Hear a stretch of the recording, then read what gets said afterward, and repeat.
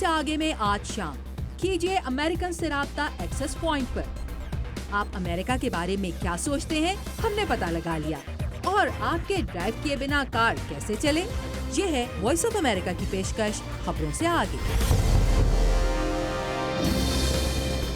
अस्सलाम वालेकुम and a very warm welcome from Voice of America's Washington studios. Programme है खबरों से आगे, आपका अपना शो, और मैं हूं आयशा खालिद।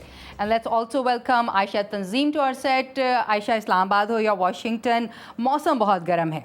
आई नो, सियासी मौसम भी आशा काफ़ी गर्म है, और इस मौसम का अंदाज़ा जो है, सियासी मौसम की गर्मी का अंदाज़ा जो है वो पाकिस्तान के डिफेंस मिनिस्टर के हालिया बयान से भी होता है, जिसमें उन्होंने एक दफ़ा फिर सलाला वाक़े पर अमरीकी माफ़ी के पाकिस्तान के मुतालबे को दोहराया है। और वेब पर आपका जो शो है एक्सेस पॉइंट विद आयशा तंजीम, इसमें भी जुमेरात के शो में ये टॉपिक बहुत हॉट रहा, इसके बारे में कुछ बताइए। बिल्कुल आयशा, हमारे बहुत सारे देखने वालों सुनने वालों ने फेसबुक पर और इवन एक साहब ने स्काइप पर ये सवाल पूछा। हमारे साथ थे स्टेट डिपार्टमेंट में जो मार्क ग्रोसमैन के नंबर 2 हैं, पाकिस्तान अफेयर्स के डायरेक्टर हैं टिम लैंडकिंग, वो हमारे साथ मेहमान थे।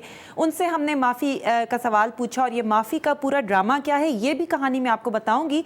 लेकिन उससे पहले मैं चाहूँगी कि हमारे देखने वालों को एक छोटी सी झलक दिखाते हैं कि उस इंटरव्यू में टिम लैंडकिंग ने कहा क्या। आइए देखते हैं, लेट्स वॉच।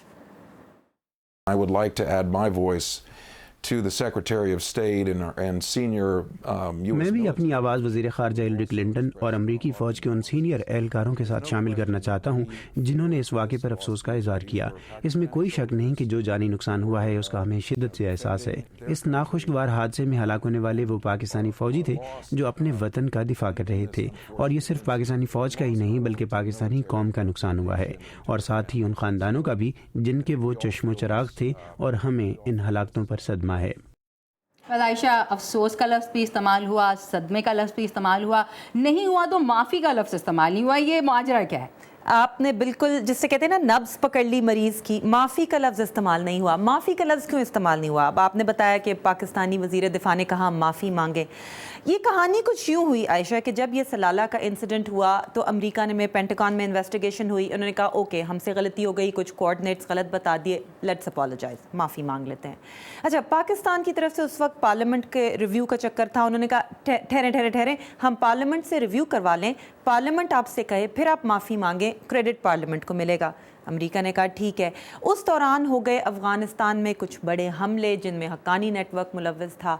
तो हुआ ये कि यहाँ से ये कहा जाने लगा कि जी हक्कानी नेटवर्क के सेफ़ हेवन्स पाकिस्तान में हैं, हम आपसे माफ़ी मांगें, जबकि हक्कानी नेटवर्क अटैक कर रहा है अफ़गानिस्तान में और हमारे सोल्जर्स मर रहे हैं। अमेरिका में इलेक्शन ईयर भी है, तो उस चक्कर में बहुत सा वक्त भी गुजर गया। और अब समझ नहीं आ रहा कि शायद इतने महीनों बाद माफ़ी क्या कह के मांगी जाए। अगर गलती की थी तो उस वक्त माफ़ी क्यों नहीं मांगी?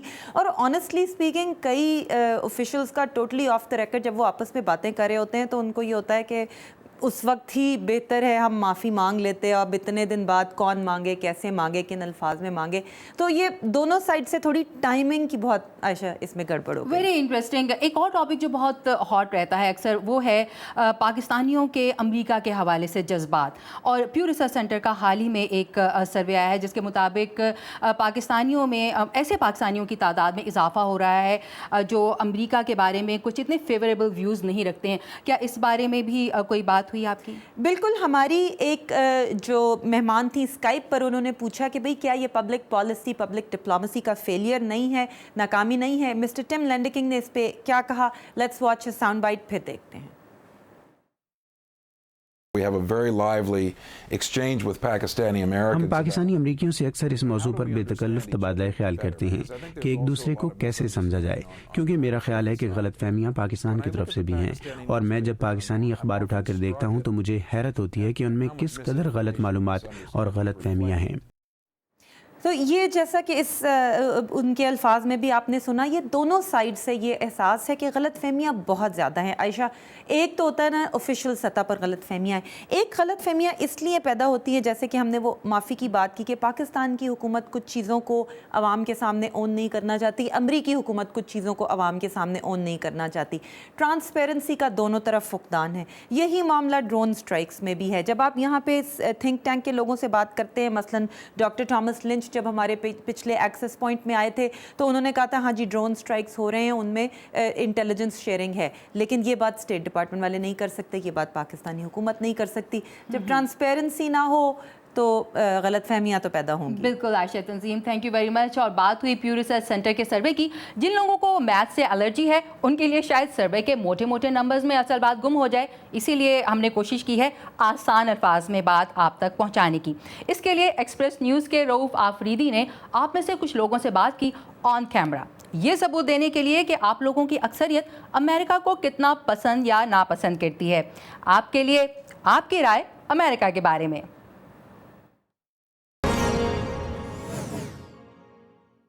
بہتر مستقبل بنانے کا طریقہ سب چھوڑ چھاڑ چلا جائے امریکہ، ایسا ہی تاثر ہے شیدے ننھے پرویز اور ولی کا. آپ بتائیں آپ کو کیسا لگتا ہے امریکہ؟ اگر آپ کو ویزا ملے تو آپ جانا پسند کریں گے؟ امریکہ کیسے لگتا ہے آپ کو؟ امریکہ کس لحاظ سے آپ پوچھ رہے ہیں؟ میں نے دیکھا ہی نہیں ہے بھائی. وہ آپ نے وہ شاہ رخ خان کی فلم دیکھی ہے، وہ گئے مائی نیم از خان؟ ہاں وہ دیکھی ہے. اس میں کیسی لگی آپ کو کاجل؟ We are still considered the third world, which is very disturbing. امریکہ بہت برا. امریکہ میں کیا ہے؟ کچھ بھی نہیں. امریکہ بہت اچھا ہے. کیا ہے وہاں پہ اچھا؟ کیا ہے ایسا؟ عورتیں ہیں گوری گوری. سنے امریکہ سے فون ہے، سن لو. ہیلو، کیا اوباما آ گیا؟ انٹرسٹنگ، کبھی گئی نہیں ہوں میں، اس لیے it's a very foreign thought for me. ادھر ایک تھوڑا فریڈم ملے گا to roam around and maybe you know ride a scooter اور سم تھنگ جو یہاں نہیں کر سکتی. یہ بات سن، کہیں جانا نہیں یار. ایک منٹ. امریکہ کیسا لگتا ہے؟ بہت برا. اچھا لگتا ہے یار مجھے امریکہ بہت اچھا لگتا ہے. میری جان چھوڑ دے یار. اگر آپ کو امریکہ کا ویزا آفر کریں تو آپ جانا پسند کریں گے؟ یس. نہیں، بالکل بھی نہیں. مجھے تو اچھا نہیں لگتا. بول رہے ہیں امریکہ نہیں چاہیے ویزا. امریکہ مجھ سے کیوں کہلوا؟ نہیں، ہمارا پاکستانی اچھا ہے. کیوں نہیں جانا آپ کو وہاں؟ وہاں پہ جانا تو ہے لیکن کوئی لے کر جائے. میں جانا ہی نہیں چاہتی بھائی، میرے پاس وہاں کچھ کرنے کو ہونا چاہیے نا. میں ایسے ہی تو جا کے آپ کیا سمجھ رہی؟ میں آپ کو ویزا دوں، اوپر سے جاب بھی دے دوں میں. یار ایسا تو نہ کریں نا یار، جاب تو آپ اپنے لیے خود ڈھونڈیں. بڑے شوق سے جاؤں گا. ضرور. امریکہ سے نفرت کا اظہار، مگر پھر بھی ہر کوئی جانے کو ہے تیار. تو آپ کا کیا خیال ہے میرے یار؟ آپ کریں تیاری، میں آپ کے لیے ویزوں کا بندوبست کرتا ہوں. ویزا لگوا دو یار امریکہ کا. آپ کا جاننے والا ہے اوباما بھائی. یار لگا دیں گے، ٹینشن نہیں لو. لگا دیں گے بھائی. ہاں اوباما کے چچا کے بیٹے تھے. ویسے رؤوف آفریدی سے بھی امریکہ اور امریکی ویزے کے بارے میں ان کی رائے پوچھی جائے گی. مصر کے عوام نے اپنے ملک میں تبدیلی لانے کے لیے ایسی مہم چلائی کہ دنیا دیکھتی رہ گئی، اور ابھی بھی لگتا نہیں کہ وہ اس وقت تک آرام سے بیٹھیں گے جب تک نظام میں حقیقی تبدیلی نہیں آ جاتی. محمد عاطف یہ جائزہ لے رہے ہیں کہ مصر میں نئی لیڈرشپ آنے سے امریکہ کے مصر اور دیگر عرب جمہوریتوں سے تعلقات پر کیا اثر پڑ سکتا ہے. گزشتہ اتوار کو ہزاروں لوگوں نے تحریر اسکوائر میں محمد مورسی کی فتح کا جشن منایا. وہی چوک جس میں اکٹھے ہو کر مصر کے لوگوں نے سابق صدر حسنی مبارک سے صدارت چھوڑنے کا مطالبہ کیا. ڈیوڈ شینکر کا تعلق Washington institute for Near East Policy سے ہے. وہ کہتے ہیں کہ آزاد اور شفاف انتخابات کروانے پر مصر کے لوگ داد کے مستحق ہیں، لیکن ان کا امتحان اب شروع ہوا ہے. کیونکہ مصر کی ملٹری ابھی بھی سیاست اور ملک کے منتخب امیدواروں کو جواب دہ ہونے سے بالاتر ہے. شینکر کہتے ہیں کہ اقتدار کی تبدیلی سے امریکہ اور مصر کے تعلقات اثر انداز ہوں گے. امریکہ کو مورسی حکومت کو وقت دینا ہوگا کہ وہ اپنی پالیسیاں بنا سکے، اور ہم اپنی پالیسیاں ان کو دیکھ کر بنائیں. ہم مصر کو سالانہ $1.5 ارب دیتے ہیں. ہم یہ جاری رکھنا چاہیں گے، لیکن میرے خیال میں کانگریس نئی حکومت کو غیر معینہ فری پاس نہیں دے گی. مغرب کو خواتین کے حقوق کے بارے میں فکر ہے، کیونکہ ماضی کی کالعدم پارٹی اب حکومت بنا رہی ہے. لیکن گیلپ کے مطابق مصر، تیونس، شام، لیبیا اور یمن میں کیے گئے رائے عامہ کے جائزوں میں عورتیں اور مرد دونوں ہی شریعت کا نفاذ چاہتے ہیں. ایسے مردوں اور خواتین کی تعداد بہت کم ہے جو شریعت کا نفاذ نہیں چاہتے. مصر اور یمن میں یہ صرف 1 یا 2%، جبکہ تونس میں 10% ہیں. تو ظاہر ہے کہ لوگوں کی ایک بڑی تعداد شرعی قوانین دیکھنا چاہتی ہے. تونس میں لوگ شریعت چاہتے ہیں لیکن مکمل طور پر نہیں. عادل سکندر کا تعلق جارج ٹاؤن یونیورسٹی کے centre for contemporary Arab studies سے ہے۔ بظاہر تو امریکہ نے یہ کہا ہے کہ وہ جمہوری حکومتوں کے فیصلوں کو تسلیم کرے گا اگر مشترکہ مفادات اور خود مختاری کا احترام کیا جائے گا۔ میرا خیال ہے کہ یہ خطے کے لیے امریکہ کی فورن پالیسی میں ایک بڑی تبدیلی ہے۔ ایک اور تبدیلی ہے نئے لیڈروں سے وابستہ توقعات۔ چاہے تیونس میں اناہاد ہو یا مصر میں اخوان المسلمین، جب تک وہ ایسے اقدامات نہیں کریں گے جس سے عام آدمی کو فائدہ پہنچے تو وہ زیادہ عرصے تک اقتدار میں نہیں رہ سکیں گے۔ محمد مورسی کو مبارکباد کا فون کر کے صدر براک اوباما نے کہا کہ امریکہ جمہوریت کی طرف بڑھنے اور مصر کے عوام کو ان کی تحریک کے مقاصد حاصل کرنے کے لیے ان کا ساتھ دے گا۔ مریامہ ڈائلو کے ساتھ محمد عاطف، اردو VOA۔ آج امریکہ مصر جیسے جدوجہد سے گزرنے والے ملکوں کے عوام کو حوصلہ دینے کی پوزیشن میں ہے، لیکن خود امریکہ میں آزادی کے لیے جدوجہد کا آغاز 1776 میں 4 جولائی کے دن ہوا تھا، جس کے بعد برطانیہ سے مکمل آزادی کے لیے 7 سالہ جنگ لڑی گئی۔ لیکن کچھ دہائیوں بعد یعنی 1812 میں امریکہ نے برطانیہ سے ایک اور جنگ لڑی تھی جس کے بارے میں بہت کم امریکنز جانتے ہیں۔ اسی جنگ کی 200 سالہ سالگرہ آج کل امریکہ میں منائی جا رہی ہے۔ یہ توپ آج سے 200 سال پہلے ان برطانوی بحری جہازوں پر گولے برسا رہی تھی جنہوں نے امریکی ریاست میری لینڈ کے شہر بالٹیمور کے ساحل پر واقع اس قلعے پر حملہ کیا تھا۔ فورٹ میک ہنری نامی اس قلعے کو آج امریکہ میں قومی ورثہ سمجھا جاتا ہے۔ ونسنٹ ویز اس قلعے کے تاریخ دان ہیں۔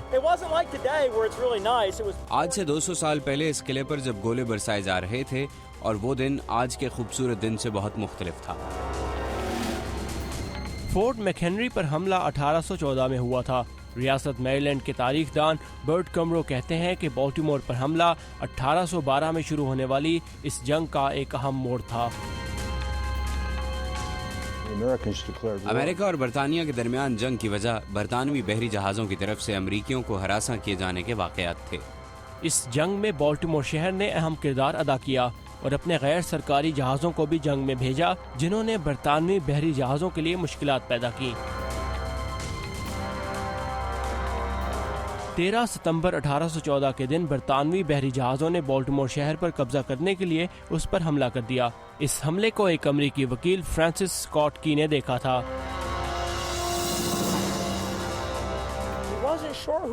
فرانسس کو پتہ نہیں چلا کہ کون جیتا۔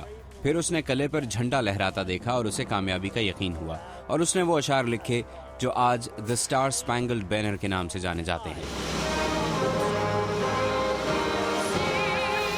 اسٹار سپینگلڈ بینر امریکی قومی ترانے کا نام ہے، جبکہ فرانسس اسکاٹ کے ہاتھ سے لکھے ہوئے وہ اشعار آج بھی میری لینڈ کی ہسٹوریکل سوسائٹی میں محفوظ ہیں، جہاں سیاح فورٹ میک ہنری کی کہانی سننے آتے ہیں اور 1812 کی اس جنگ کی یادداشتیں دیکھتے ہیں جب امریکہ ایک برطانوی کالونی سے ایک آزاد اور خود مختار ملک بن گیا تھا، اور اسٹار سپینگلڈ بینر نامی یہ ترانہ اور جھنڈا اس کی نشانی۔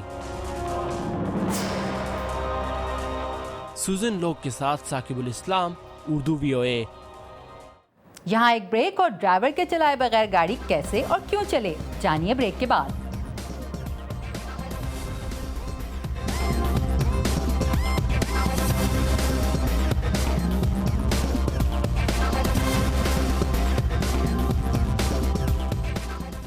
Welcome back.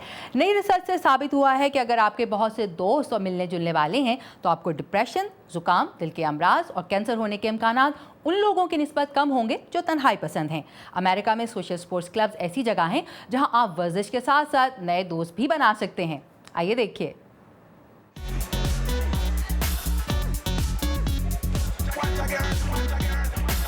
مقابلہ ہے سخت، کھلاڑی ہیں تیار۔ یہ بار سپورٹس چیمپئن شپ ہے۔ گیم کوئی بھی ہو، مقابلے میں حصہ لینے والوں کا جیت سے زیادہ مقصد یہاں دوستیاں بنانا ہے۔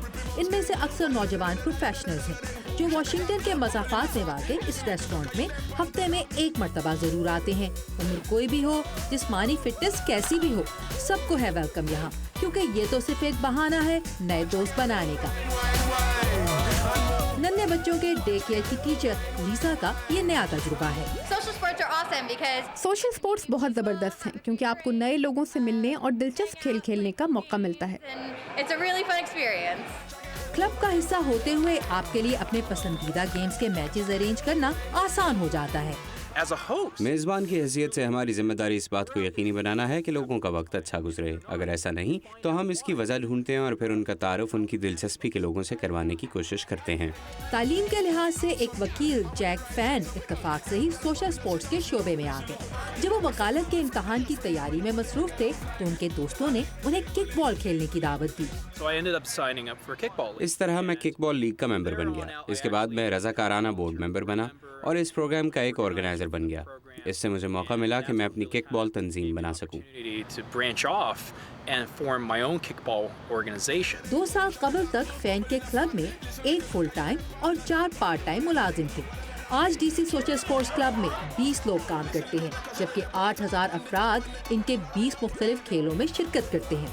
सोशल स्पोर्ट्स के शोबे में आने के बाद फैन किसी और शोबे में काम करने का तसव्वुर भी करने को तैयार नहीं।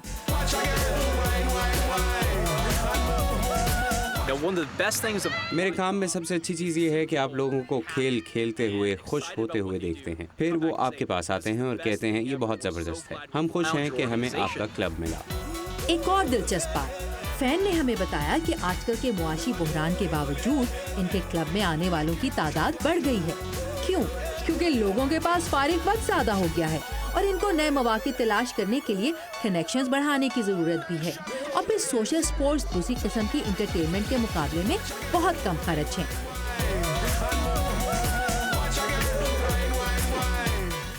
गाड़ी चलाते हुए आप कई दफ़ा सोचते होंगे, और आप सोचें ना सोचें, मैं तो ज़रूर सोचती हूँ कि क्या ही अच्छा हो कि मेरे चलाए बगैर ये मशीन मुझे खुद ब खुद बहिफाजत मेरी मंजिल तक पहुँचा दे।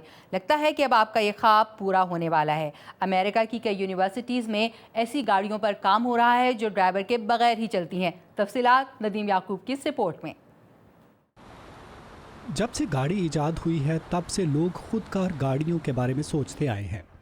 पिछली चंद दहाइयों में गाड़ियों की टेक्नोलॉजी में बेपनाह तरक्की हुई है और अब अमेरिका की कुछ यूनिवर्सिटियों में कंप्यूटर इंजीनियर्स ऐसी ही गाड़ियों पर काम कर रहे हैं।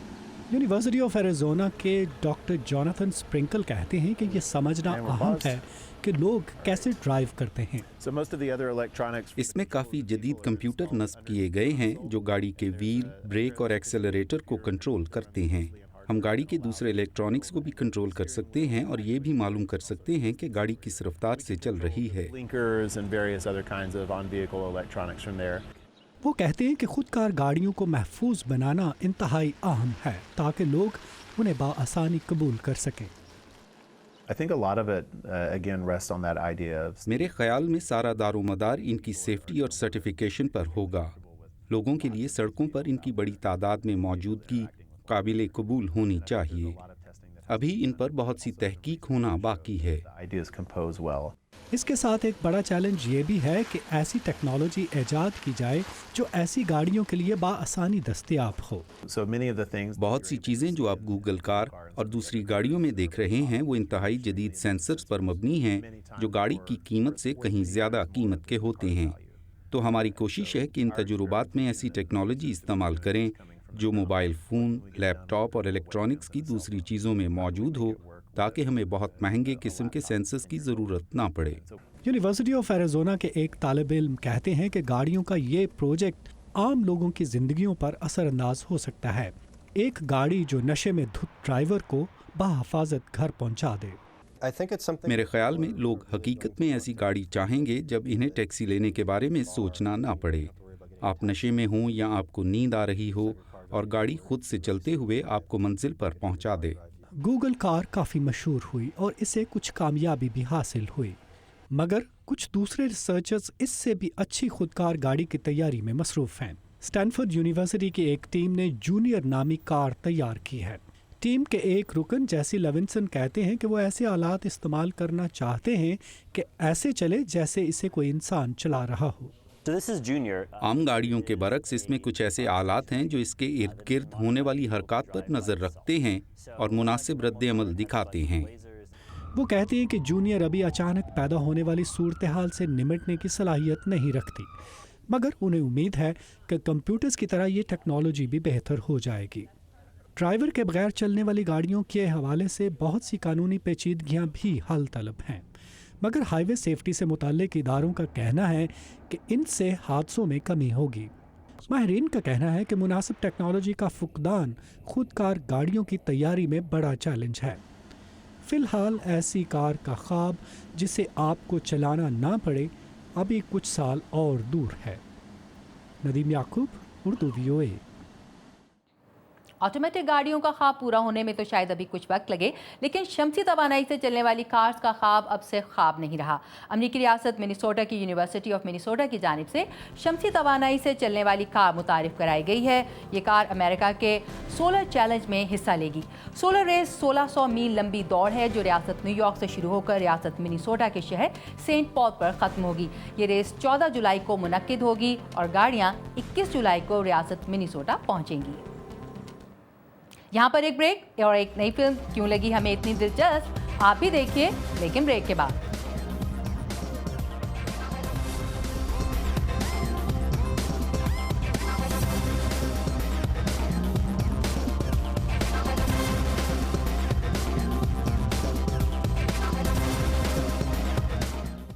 Welcome back.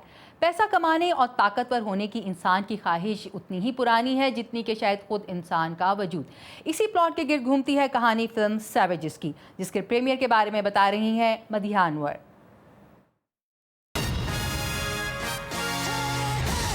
Every successful business has an origin.